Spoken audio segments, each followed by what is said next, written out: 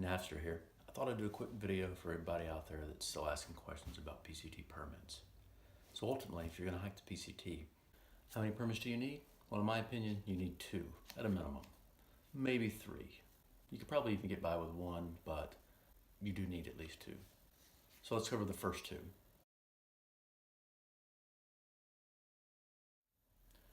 The PCT Thru-hiker permit, which is what I'll call it. It's called something different on the PCTA website.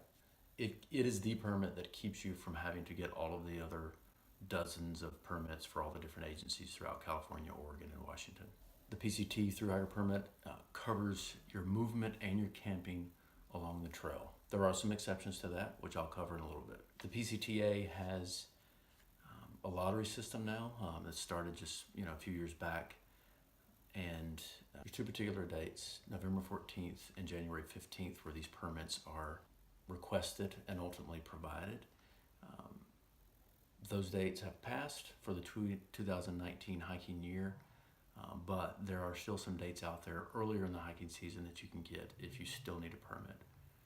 Most of the common days for hiking in 2019, for start dates, have already passed. Another good thing about this permit, along with the others that I think are required, is that it's free. Do you need to start on the day of your permit? That's the big question. A lot of people ask this. There's a lot of discussion about it online. I've got my opinion, and I'll discuss that after I cover the last couple permits. So what's the second permit that I feel is required? Not only do I think it's required, it is legally required for the entire state of California. It is required in that state for any open fires or stoves. So unless you're planning on doing cold soaking throughout the entire state of California and you don't want to create any campfires or open fires, you will need this permit. So that would be the only way that it's not required. Keep in mind that it does not allow you to create a fire in areas where it has been specifically posted that fires are not allowed. So if you see that sign, just because you have this permit, you're still restricted from creating a fire. To get this permit, it's probably the easiest of all the permits. You simply go to their website, which I'll put below. You watch about a 2-minute video, answer a few questions, and then you can print out the permit online. You do need to carry this physically with you while you're hiking in California. This permit is also free.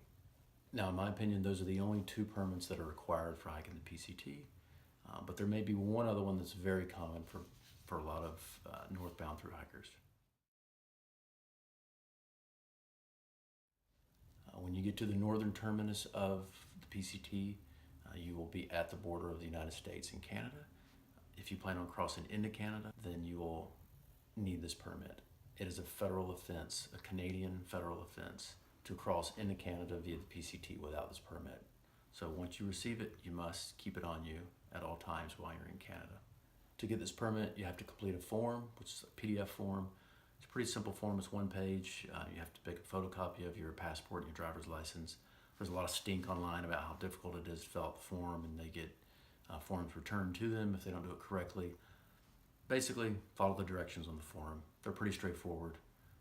Read the directions, fill out the form, send in what is requested, and in my experience, you get the approval back in about 2 weeks.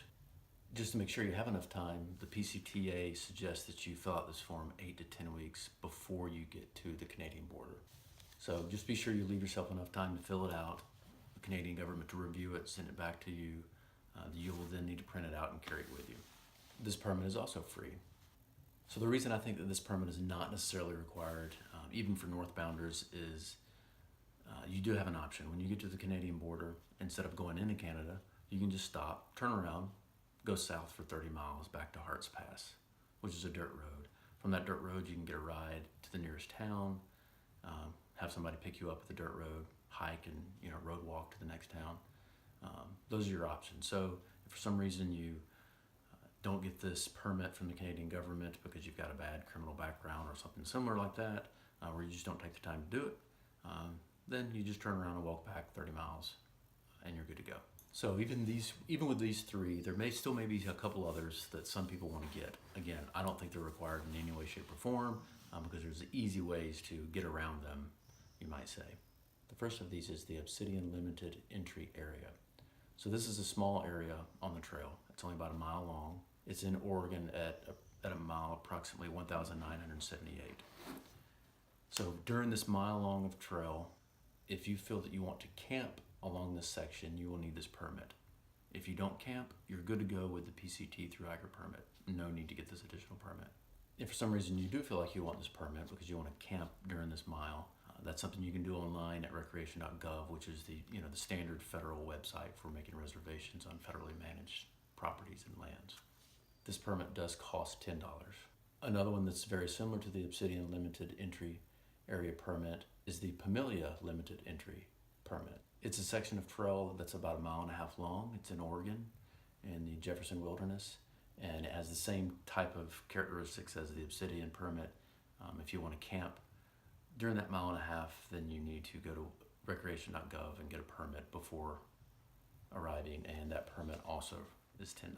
So the last that you might consider getting that's very similar to the two prior is the North Cascades National Park permit. It's a little bit longer in distance. It's 17 miles instead of the 1 mile or the 1.5 miles like the prior two.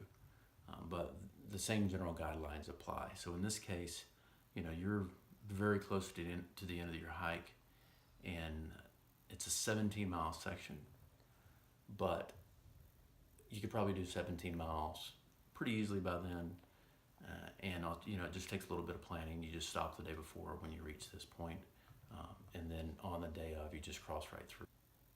As before, if for some reason you want to get this permit, for this one, since it's a national park, you can get those permits in Stehekin, which you will get to prior to the national park, or you can call the National Park Information Center at the number shown below.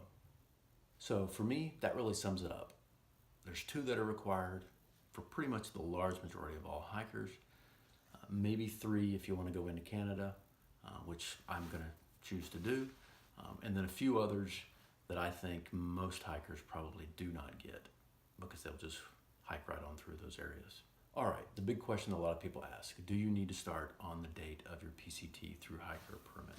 Ultimately, if you want to do the right thing for the environment and you want to support preserving the trail for future generations of hikers, then yes, you need to start at the location and on the date of the permit that you received. So a different question, is it illegal to start on a date other than the date on your PCT Thru-hiker permit? No, it is not. The reality of it is that you could start the PCT on any date at any location along the trail, as long as that location is not a managed area that has restrictions for hiking or camping. The reality is the southern terminus of the PCT does not have restrictions. It's ultimately up to you to balance your support of the natural environment and your need to start on a particular date. Thanks everyone. Keeping in mind that these permits are there to help preserve the land for future use. I hope this video was helpful. If you have any questions, please post them below or comments. If you have any disagreements, I'm open to that discussion also. Just throw that down in the comment section and I'll get back with you. Thanks. Later.